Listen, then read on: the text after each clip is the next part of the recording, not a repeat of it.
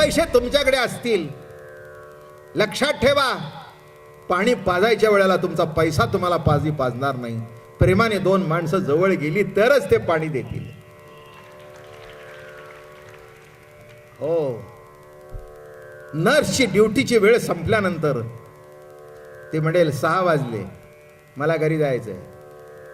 अगं माझं औषध देऊन जा, पुढची नर्स देईन. नाही आली तर तुमची व्यवस्था करा तुम्ही. चांगली असेल तर बोलणार नाही, पण बाहेर सांगेन तुमची आई थांबा म्हणते, मला थांबायला वेळ नाही आहे, मला दुसरी ड्युटी आहे. नाही तर तुम्ही जाऊन बसा तुमच्या आईजवळ. नीट लक्षात घ्या, सगळी विकत घेऊन कामं होत नाहीत. विकत ज्यांना घेतलं त्यांना सुद्धा लळा लावावा लागतो, तर जीवनामध्ये काम होतं.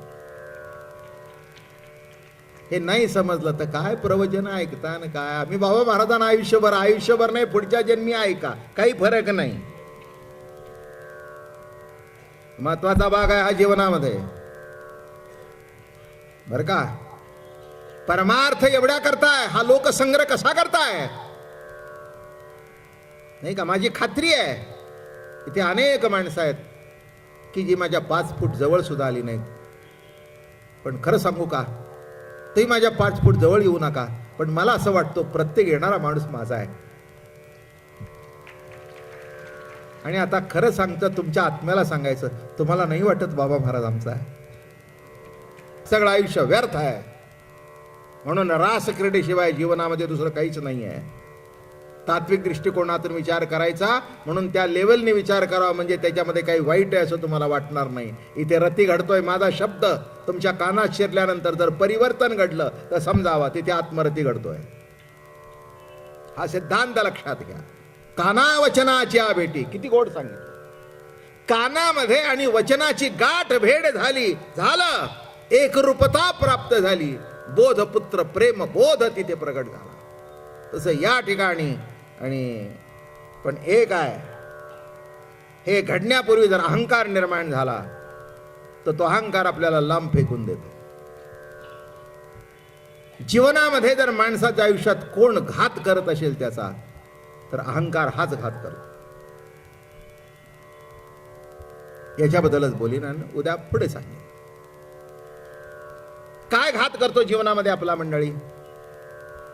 आपल्याला असं वाटतं माझ्यासारखा कोण नाही, माझ्या इतका श्रेष्ठ कोणी नाही, म्हणून आपण सगळ्याला तुच्छ लेखत असतो. इतकी प्रवचन ऐकताय, जरा सगळ्यांना तुच्छ लेखायचं कमी करा.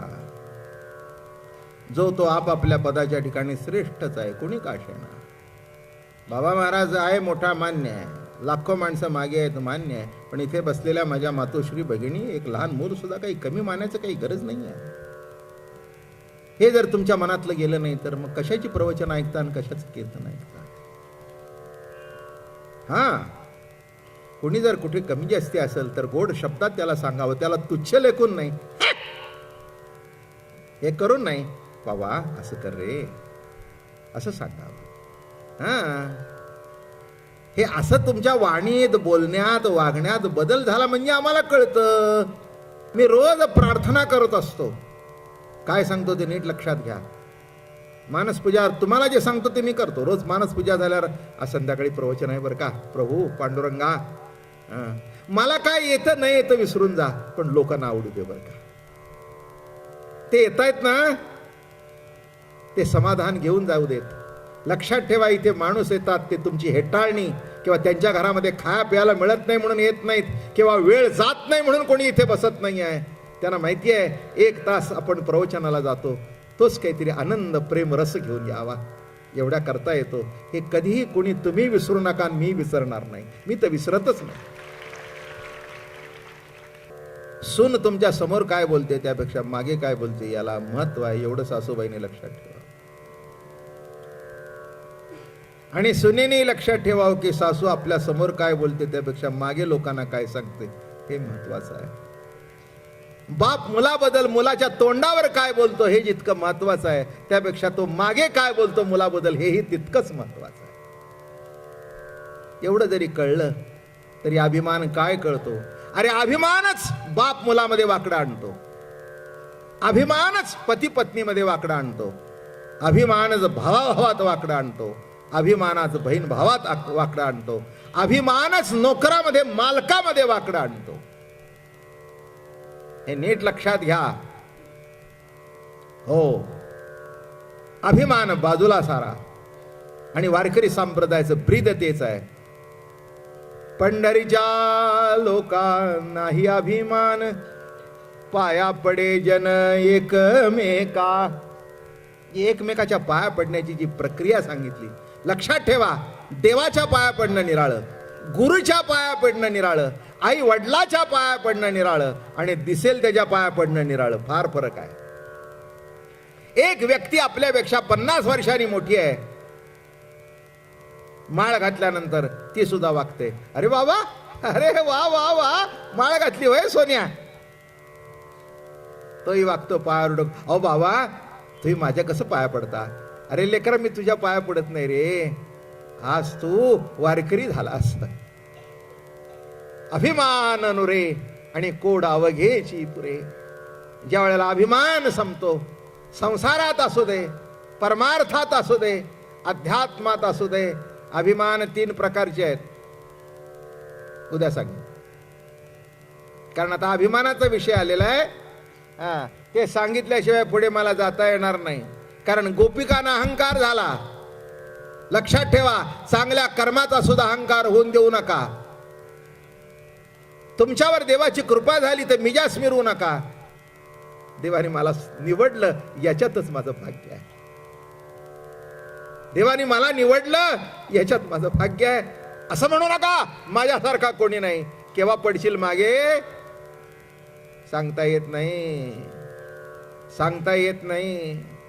सेंचुरी काढायला गेलेले आउट होतात आणि 7 नंबरचा 110 काढतो.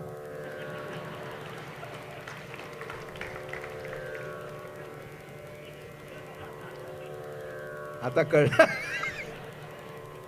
जे सेंचुरी काढतील या आशेने त्यांना 1, 2, 3, 4 ठेवलेलं असतं, ते धडाधड उडतात. आलं का लक्षात? याचा अर्थ कळला का? म्हणून म्हणतात cricket is a game of chance. तसं whole life is a game of chance.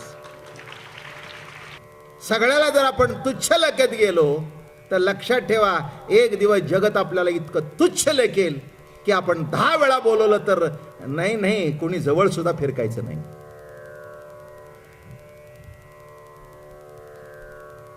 आयुष्यात कमवायचं असेल तर एवढंच कमवा, नाही तर कशाची प्रवचन ऐकता? नाही का? माझ्या आयुष्यात मी दुसरं काही जोडलं असं मला वाटत नाही. पण माणूस एकही कमी जास्ती होऊ नये, जितका जवळ येता येईल तितका जवळ यावा, हाच माझ्या आयुष्यातला मोठा प्रयत्न आहे. बस एवढाच प्रयत्न करतो. तोडून मला सुद्धा बोलता येईल, कारण शब्दाचा साठाच आहे माझ्याकडे. वज्रासारखा शब्द कसा टाकावा आणि मऊ मनाहून शब्द कसा टाकावा हे मलाही कळतं. पण ही जी जागा आहे, आपण जे येतो ते जागं व्हावं आणि जितका जास्ती कमीत कमी प्रयोग करून शब्द वापरता येईल. आणि आयुष्यात लक्षात ठेवा, आपण कोणतरी महान आहोत कोणत्या कोणी, मला असं कधी वाटलं नाही. हो, किती परंपरा मोठी आहे. आज 135 वर्षाची परंपरा माझ्या मागे आहे.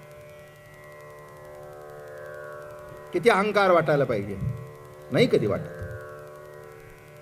प्रत्येक प्रवचनाला येताना ना मला असं वाटतं, आजचं प्रवचन कसं होईल. नसेल तुम्हाला माझ्याजवळ येण्याची पाळी मिळाली, नसेल 2 शब्द तुम्ही माझ्याशी बोलला.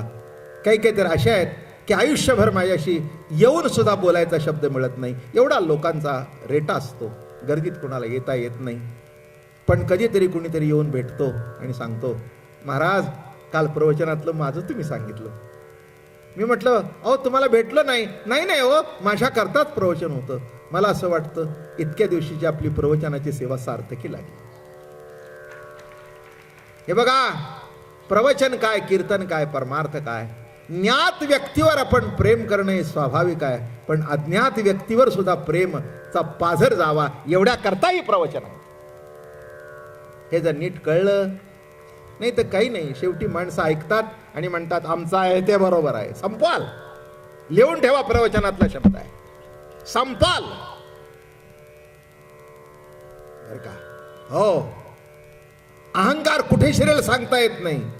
कृष्णाच्या सान्निध्यात असताना सुद्धा अहंकाराने प्रवेश केला. किती जबरदस्त आहे हा. ज्ञान अभिमान ब्रह्मयासी चोरोनी नेले गोपाळ वत्साशी, मज होणे पडले त्या वेशासी ज्ञान अभिमानाशी भिवनी. प्रकृतीसी ऐसा भुलला गोविंद करिता आनंद नामा म्हणे, झाला अभिमान धन्य आम्ही आता लक्ष्मीची आकांता भोगत असे. झाला अभिमान. एक 5-7 मिनिटं जास्ती घेतली, कारण इतर सांगण्यामध्ये थोडा वेळ. मी कधीच तुमचं प्रवचन 2 मिनिटं सुद्धा कमी करणार नाही. काय थोडंसं सांगतो, आज रविवार पण आहे, 2-3 मिनिटं इकडे तिकडे, जास्ती काही नाही. महत्वाचा भाग काय सांगितला? अभिमान. तुकाराम महाराज म्हणाले, अभिमानाचे तोंड काळे दावी बळे अंधार. जिथे जिथे अभिमान आहे तिथे समजावं त्याचं एक ना एक दिवस तोंड काळ झाल्याशिवाय राहत नाही. माझ्या आयुष्यामध्ये जेवढं माणसांना जपता येईल तेवढं मी जपलं. नाही जपता आलं तर उलट सुलट बोललो नाही, 10 हात त्यांच्यापासून लांब राहिलो, नाही तर त्यांना तरी 10 हात लांब केलं. हे सगळ्यात उत्तम उपाय बरं का. साध्या सुद्धा माणसाला सुद्धा वाटलं पाहिजे की ही व्यक्ती आपली आहे, तरच आपण आयुष्यात काहीतरी कमवलं.